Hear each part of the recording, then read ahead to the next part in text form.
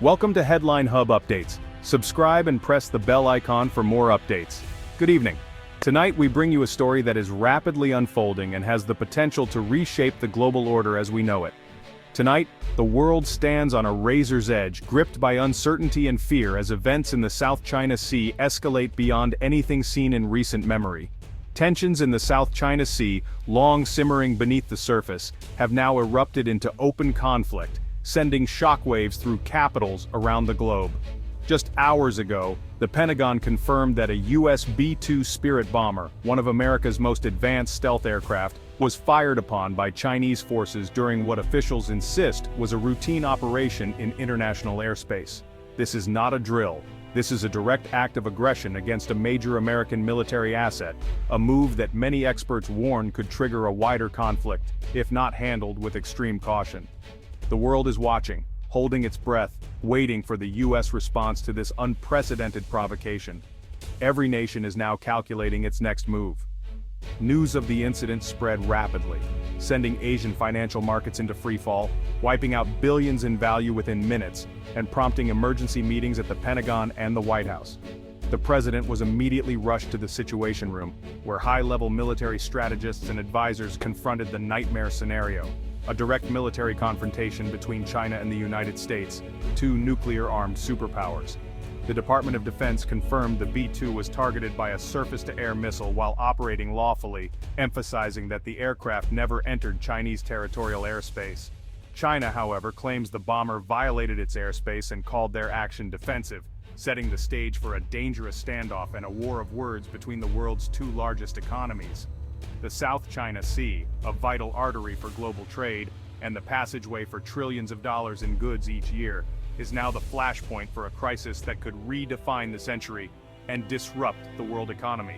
Allies urge restraint, calling for calm and dialogue. Rivals watch for weakness, ready to exploit any misstep. Diplomats scramble to open back channels and prevent further escalation. Around the world, anxious crowds gather in public squares, glued to news screens, as military assets are placed on high alert. The world asks, what happens next? Will this spiral into war? Or can cooler heads prevail? The story is just beginning. The next hours and days will shape the future for generations to come. The mission, codenamed Silent Guardian, was one of the most daring operations in recent memory, an audacious flight deep into contested airspace. Its objective was clear: to assert international law and challenge China's sweeping territorial claims in the South China Sea, a region bristling with tension and military hardware. The B-2 Spirit, a marvel of engineering and a symbol of American power projection, sliced through the clouds with its signature, almost alien silhouette.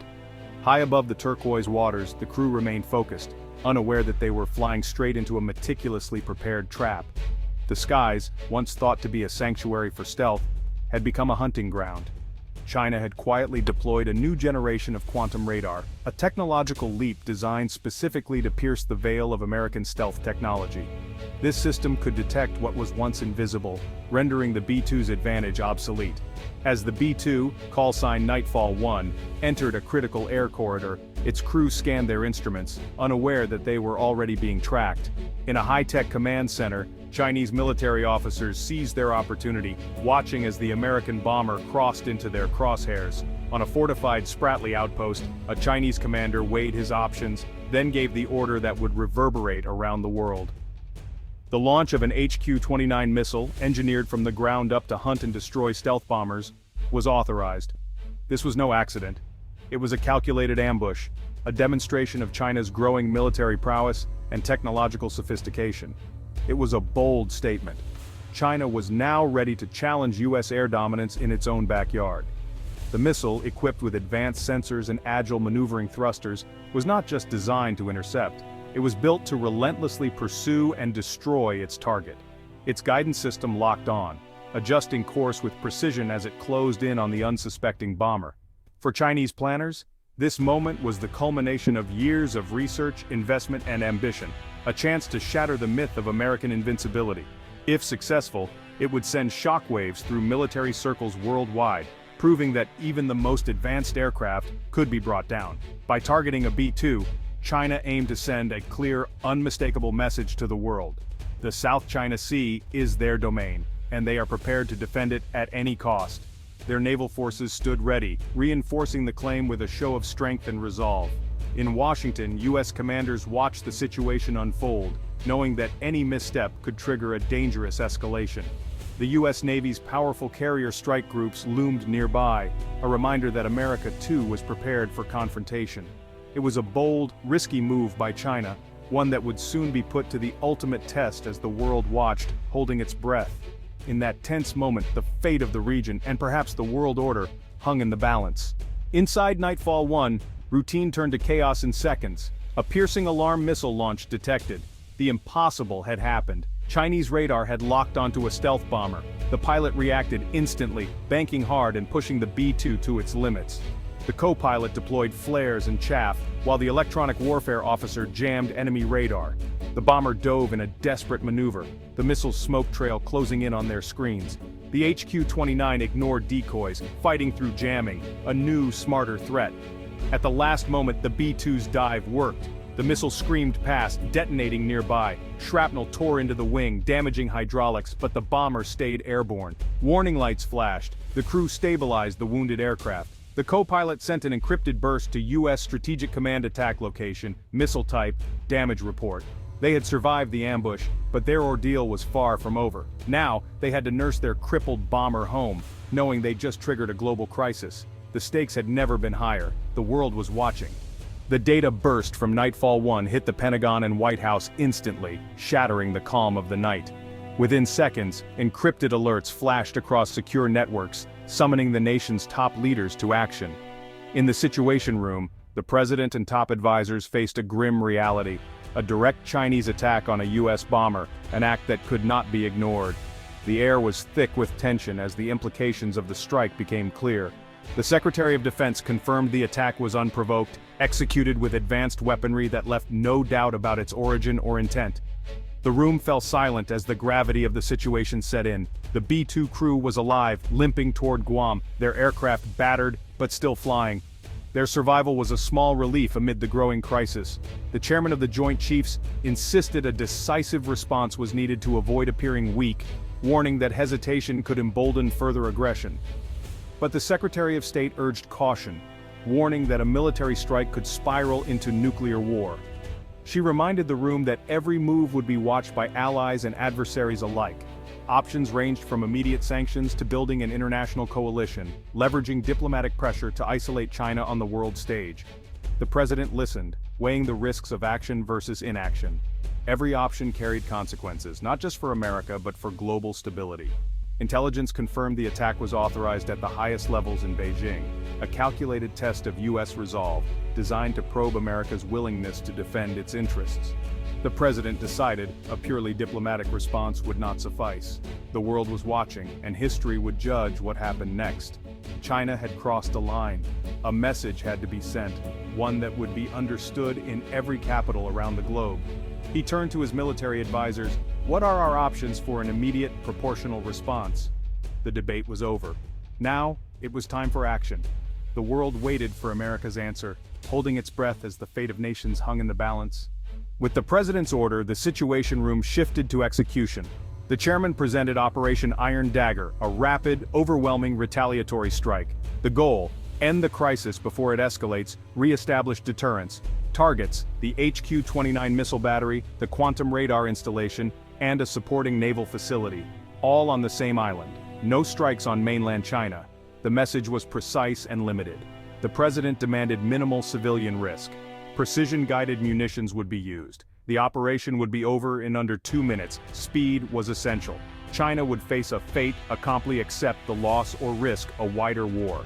After a tense pause, the president gave the order, execute Iron Dagger. The command was relayed to U.S. forces in the Pacific. America would not absorb this blow in silence. The countdown began. The world braced for impact. The president's order unleashed a silent force. Deep below the South China Sea, the USS Ohio launched 4 Tomahawk cruise missiles. Simultaneously, a B-52 released 2 hypersonic ARW missiles from outside Chinese air defenses. The counterstrike was underway. Stealth, speed, and firepower in perfect harmony. Tomahawks skimmed the sea, taking circuitous routes to confuse defenses. The hypersonic missiles soared into the upper atmosphere, accelerating to Mach 5, nearly impossible to intercept. The first impacts came just 88 seconds after launch. The ARRWs obliterated the Quantum Radar and HQ-29 launcher, vaporizing them before alarms could sound. Seconds later, Tomahawks destroyed the command bunker, support buildings, and naval pier. The strikes were precise, devastating, and clean. No significant collateral damage. The message was delivered in fire and steel. Retaliation was over in less than 2 minutes. On the Chinese island, devastation reigned. China's prized quantum radar and missile battery were reduced to ruins in seconds. The speed and precision of the US response left no time for defense. In Beijing, leaders watched in disbelief as their assets were destroyed. Their gamble, that America would hesitate, had failed. The US response was calibrated punishment, not escalation. China now faced a choice: escalate and risk catastrophe, or accept the loss. Quietly, they ordered their military to stand down, masking retreat as restraint. The cost was not just hardware, but a loss of face on the world stage. The US followed with a diplomatic offensive, making clear it sought no war, but would defend its interests. The president addressed the world, warning further aggression would be met with even greater force. Deterrence was restored. The crisis had been contained, barely.